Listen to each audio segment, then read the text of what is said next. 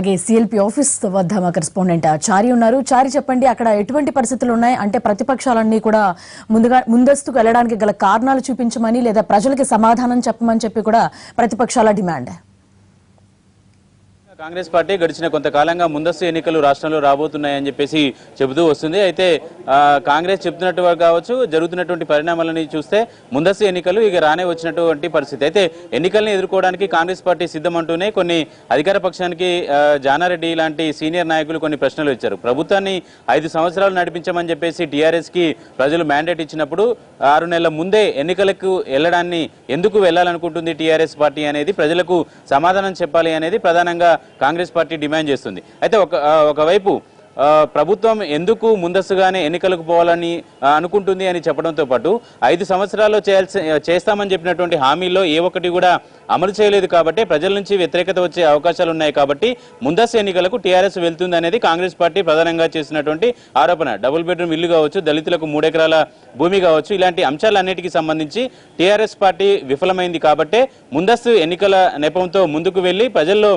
వ్యతిరేకత రాకముందుకే మళ్ళీ ప్రజా తీర్పు కోరుకోవాలనుకుంటుంది అనేది కాంగ్రెస్ పార్టీ చేస్తున్నటువంటి విశ్లేషణ. అయితే ఒకవైపు ఇలాంటి విమర్శలు టీఆర్ఎస్ మీద చేస్తూనే తనకు ముందస్తు ఎన్నికలను ఎదుర్కోవడానికి సంబంధించి ఇప్పటికే కాంగ్రెస్ పార్టీ కొంత కసరత్తు చేసినటువంటి పరిస్థితి అయితే కనపడుతుంది. మేనిఫెస్టోకు సంబంధించి ప్రజల్ని ఆకర్షించే రీతిలో మధ్యతరగతి, పేదలు, బీసీలు ఈ 3 వర్గాలకు సంబంధించినటువంటి వారిని ఆకట్టుకునేందుకు వీలుగా మేనిఫెస్టోను రూపొందించే క్రమంలో కొన్ని హామీలను కూడా ఇప్పటికే కాంగ్రెస్ పార్టీ ఇచ్చింది. పెన్షన్లకు సంబంధించినటువంటి వయసు సడలింపుతో పాటు అలాగే సన్నబియ్యానికి సంబంధించినటువంటి అంశం, తెల్ల రేషన్ కార్డు ఉన్నటువంటి ప్రతి బెనిఫిషరీకి కూడా, ప్రతి లబ్ధిదారుడికి కూడా సన్నబియ్యం ఇస్తామని చెప్పేసి కాంగ్రెస్ పార్టీ ప్రధానంగా ఇచ్చినటువంటి హామీలో కనబడుతుంది. అలాగే సొంతింటి కళ నెరవేర్చడంలో భాగంగా ఇందిరమ్మ ఇల్లు కాంగ్రెస్ పార్టీ చాలా ప్రతిష్టాత్మకంగా అడిగిన వాళ్ళందరికీ ఇల్లు ఇచ్చినటువంటి నేపథ్యంలో ఇందిరమ్మ ఇల్లు బెనిఫిషరీలు అందరినీ కూడా తిరిగి తన వైపు తిప్పుకునే ప్రయత్నాలు కాంగ్రెస్ పార్టీ చేసింది. ఇందిరమ్మ ఇల్లు ఒకే గదికి పరిమితమైనటువంటి నేపథ్యంలో మరో గది అదనంగా కట్టుకునే వాళ్ళకు కూడా 2 లక్షల రూపాయలు ఇస్తామని చెప్పేసి కాంగ్రెస్ పార్టీ ప్రకటించింది.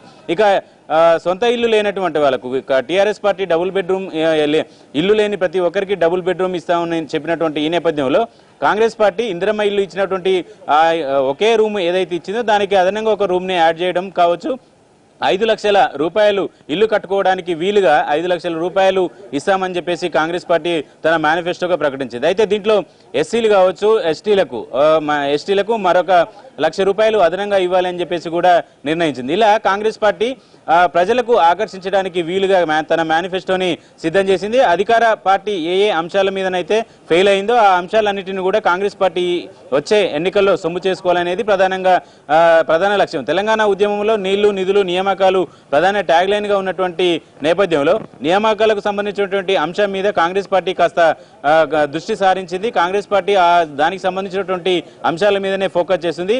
వచ్చే ఎన్నికల్లో కాంగ్రెస్ పార్టీ అధికారంలోకి వస్తే ప్రభుత్వ రంగంలోనే 1 లక్ష ఉద్యోగాలు భర్తీ చేయడంతో పాటు అధికారంలోకి వచ్చినటువంటి వెంటనే 20,000 టీచర్ ఉద్యోగాల భర్తీకి సంబంధించినటువంటి నోటిఫికేషన్ కూడా వేస్తామని చెప్పింది. ఇక ఉపాధి రంగానికి సంబంధించి ప్రైవేట్ రంగంలో కూడా 1 లక్ష ఉద్యోగాల భర్తీకి హామీ ఇస్తున్నట్టు కాంగ్రెస్ పార్టీ స్పష్టం చేసింది. ఒకవైపు టీఆర్ఎస్ పార్టీ ఇచ్చినటువంటి హామీలు ఏ మేరకు అమలయ్యాయి అనే అంశాలని జనంలోకి తీసుకువెళ్లడంతో పాటు కాంగ్రెస్ పార్టీ ఏం చెప్తుంది, కాంగ్రెస్ పార్టీ ఏం చేస్తుంది అనే అంశాలను కూడా జనంలోకి తీసుకెళ్లాలనేది ప్రధాన ఆలోచనగా కనపడుతుంది. ఇక PCC chief Uttam Kumar Reddy, working president బట్టి విక్రమార్క ఢిల్లీకి వెళ్లారు. ఢిల్లీలో ప్రస్తుతం పార్టీకి సంబంధించినటువంటి నాయకుల సమావేశం ఉన్నటువంటి నేపథ్యంలో ఢిల్లీలో మరి కాసేపట్లో ఆ సమావేశం కూడా ప్రారంభమవుతుంది. అయితే ముందస్తు ఎన్నికలకు సంబంధించి తెలంగాణలో అడావుడి నెలకొన్నటువంటి ఈ నేపథ్యంలో తెలంగాణకు సంబంధించినటువంటి ఎన్నికల సంబంధించి పార్టీ తీసుకున్నటువంటి కార్యాచరణ, పార్టీ ఎలాంటి వ్యూహాలతో ముందుకెళ్తుంది అనే అంశాల మీద కూడా పార్టీ సంబంధించినటువంటి